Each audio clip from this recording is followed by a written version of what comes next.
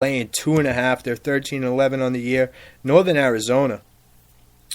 They get love at home because they've won this conference many times, and I think when these guys are power rating this team and making the lines, they look at that past history, but the lines makers haven't caught up to this team at all. They are terrible. And you look at Idaho State, as a favorite this year, 5-1 ATS.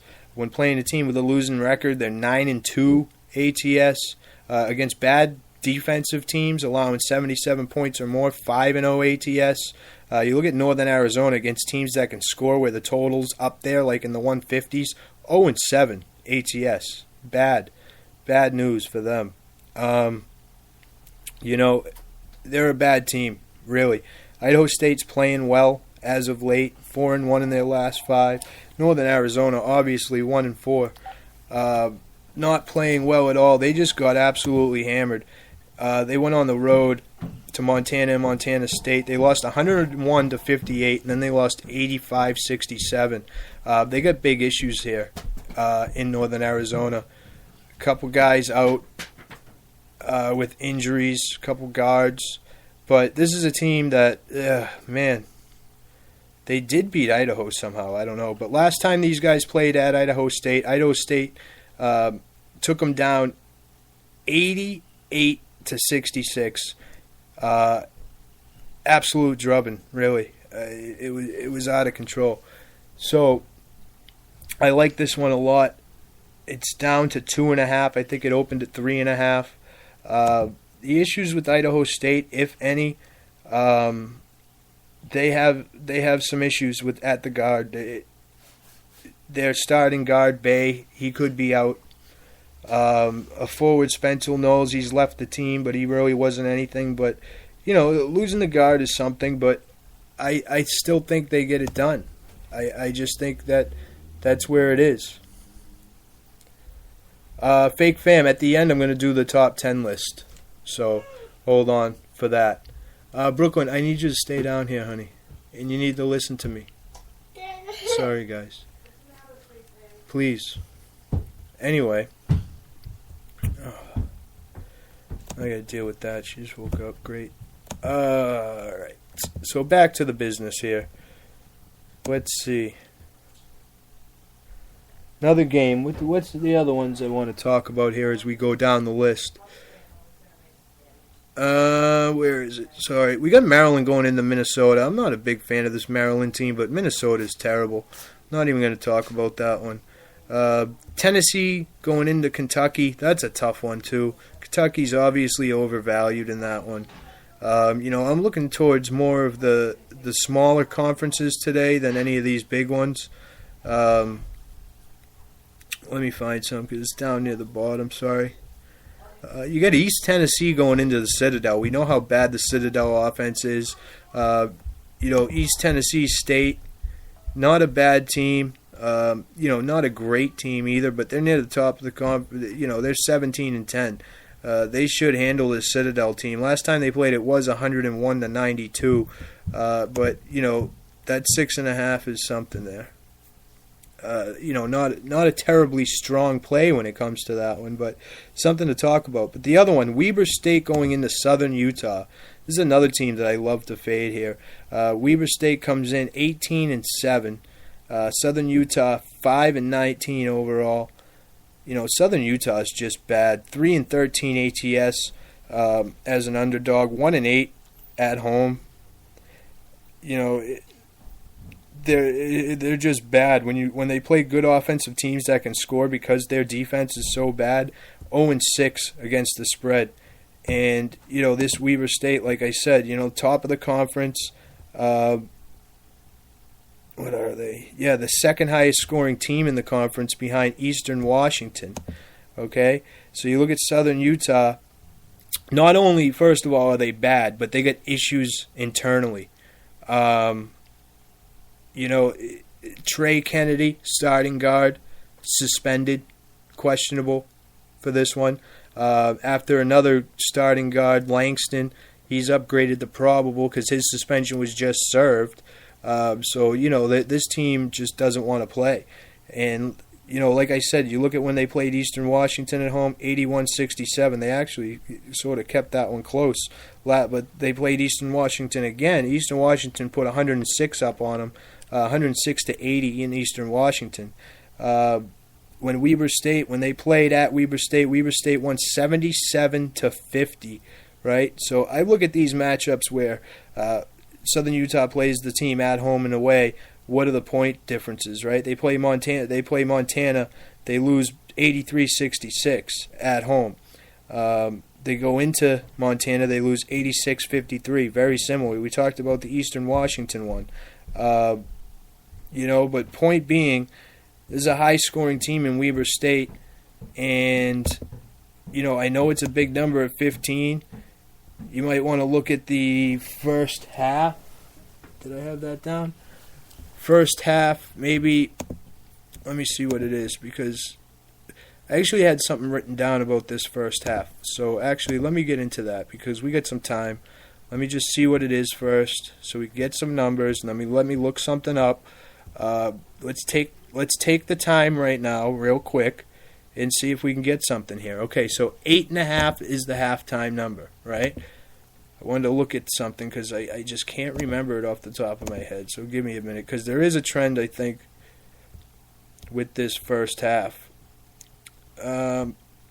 Yes, okay, so Southern Utah in the first half as an underdog, right? They're 2-14 ATS this season in the first half, okay?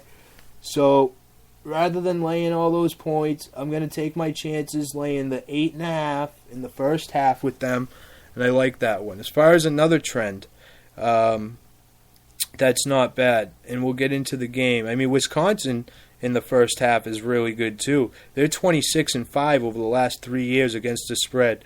You look at Old Dominion. Where was that one? I know I had a good one for Old Dominion. I thought I did anyway. What was the other one? Old Dominion, the first half unders were pretty good, I thought, but I could be wrong. Yeah, I think the first half unders over the last 2 years, when they're between 60 and 65, the unders like 16-2. Something obscure like that. But hey, Cash Bet's guess is Russell Martin. No. I mentioned the lineup, right? He's not going to struggle in that lineup. He'll have a monster year because of that lineup. Because you want to pitch around people. Russell Martin's going to get fastballs all day long. They don't want to put him on. Look towards a weaker lineup when it comes to that answer, and we'll get into that. What are we running at? 22 minutes. Okay, so we got those ones. Of course, IPFW. I'm going to leave that to Jeff. I know he's probably doing a show today, so we'll do that. As far as an underdog, and I mean to do this every day, some sort of underdog that maybe has a chance of cashing tonight. Okay, like a good size underdog, not just like a plus 150 or whatever. A long shot that you can make some money betting. I'm going to go to Mercer. West Carolina going into Mercer today. Mercer's 8-point favorites, right? And this one is a big long shot, actually. You look at Mercer at home, 11-1. Okay, outscoring their opponents by 15. Western Carolina 1-14 on the road, getting outscored by 12 as well. This Mercer team is a little shaken up from what happened. They've lost 3 in a row. I think they can get them. You look at last time they played, West Carolina took them at home, 86-80. This Western Carolina team's playing better. Although a lot of it's been at home, but the one win they did have just came recently at VMI, where they got it done. And then their last game on the road against Eastern Tennessee State, they lost. They covered, though, so they're playing better. They won 3 of their last 4. I'm going to take a shot with them on the money line today. I know it's crazy. Like I said, it's a long shot, so don't tell me I'm out of my mind about it, but we'll see. What's up, Jeremy? Yeah, glad we got on that fucking Alabama train. I appreciate it. Like I said, you brought that team to my attention, so I appreciate it. So let's do that. So let's do a little rapid fire here. Then let's get into some little bit of NBA. Actually, I got a game tonight I actually like in the NBA, and then NHL and then we'll wrap it up with the NBA. So let's do that. All right, we'll rapid fire here as we go down. Elon Drexel, no opinion. Northeastern, James Madison. Northeastern's getting healthy again, but James Madison should take them there. William and Mary, I'm done betting that team, really. This Charlotte-Marshall game, I know Marshall can score, but really 180 with Marshall. Be careful at Delaware tonight. SMU at UConn, that's an interesting one. I'm not sold on UConn. SMU should win that game, but it's going to be a tough one. My Arkansas Little Rock boys playing Georgia State. Total at 120. I like the under here, surprisingly. Georgia State just doesn't score. They just really don't score. I know it seems like a low number in the 120s, but I really think that that's the way to go with that one. Lafayette at UT Arlington, that should be a good one. What else? Boom, boom, boom. Pacific at Gonzaga, I don't know what to tell you about that one. I like IPFW, I guess, tonight. Utah at UCLA is an interesting one. Utah playing well. UCLA, though, you look at them at home, they're playing decent. Last 5, they really haven't played that great. I don't know. It's a tough one. I'd like to say I like Utah, but I mean Pac-12 on the road is just ridiculous. It's stupid to bet any team really on the road in the Pac-12 at this point. Like I said, 67% of the home teams have been covering. Now, whether that regresses, you would think, but I'm not ready to start betting against the trend. You bet against the trend, you can only win once. You bet with the trend, you can only lose once. All right? Always keep that in mind. So, you got Cal at Washington. That's an interesting one, too. Cal's a different team on the road, though. I'm sure they're going to get a lot of love after that beating they put on Oregon, but they always beat Oregon, really. Eastern Washington, Sacramento State. This Idaho-Portland State one is interesting because on right off the rip you want to take Idaho, but you take a look at this Idaho team. They're banged up big time. All over the place. But they're winning. They're winning. So, I'd be careful with that one. Any interest on the LA Kings under tonight? Who are they playing? We'll get into that one. I'm sure. I'll have a little rundown of each and every one. So, first of all, NBA. I want to get into the NBA. San Antonio's laying 4.5 at the Clippers. All I got to say is it's San Antonio. Popovich had a week off. They had a lot of time to prepare for this Clipper team. I think this Clipper team, after an All-Star break, their head's not going to be in it. They don't know how to turn it right back on. This San Antonio team is businesslike. They'll be ready for this game, period. All right, and I just think they'll catch the Clippers napping. I think it's one of those that, I could be completely wrong, and the Clippers actually turn it on, but I think it's one of those that it could get ugly, actually. But we'll see how it goes. As far as hockey, some trends, I'll tell you. The under in the Detroit-Pittsburgh game, there's some good trends there, to be honest with you. Minnesota gets it done for us last night. That was a good one. As far as the Kings under, right, if that's what you're saying, I've had really bad luck when it comes to betting any St. Louis game, fake fam. I just can't figure it out. I can't figure out St. Louis. I think one thing's going to happen, and it doesn't. So I'd be wary of that one. Let's go to Anaheim. Well, no, let's go to Vancouver, where Anaheim's playing Vancouver. The line's 150.